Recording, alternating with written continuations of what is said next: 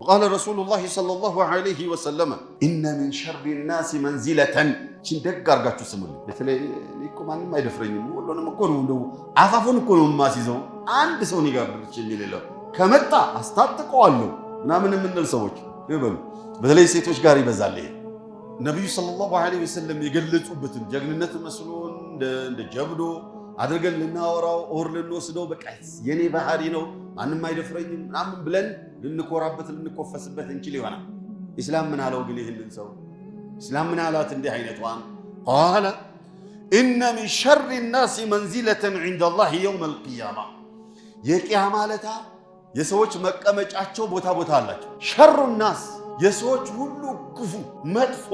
ደሞ የሚሰበሰቡበት ግሩፕ አለ። ከነዚያ ጋር ከሚመደቡ ሰዎች ውስጥ አንዱ አሉ ነብዩ ሰለላሁ ዐለይሂ ወሰለም من ودعه الناس ሰዎች የተውት የራቁት ሰው አው ተረከሁ الناس ወይንም ሰዎች የተውት ሰው اتقاء فحشه የሱን ክፋቱ ምላሱ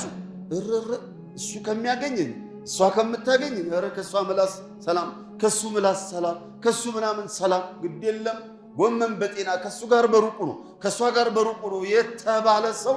እሱ ነው ሸር الناس يوم القيامه ብለው አሉ። ፈህሹን ክፋቱን ፈህሽ ብለው ማለት የንግግር አስነዋሪ የተግባር ነውር ያለበትን ሰው ነውሩን ጥበቃ ነውሩ እንዳይደርስብኝ ክፋቱ እንዳይደርስብኝ ተብሎ የሚራቅ ሰው እሱ ነው መጥፎ ብሎ ማለት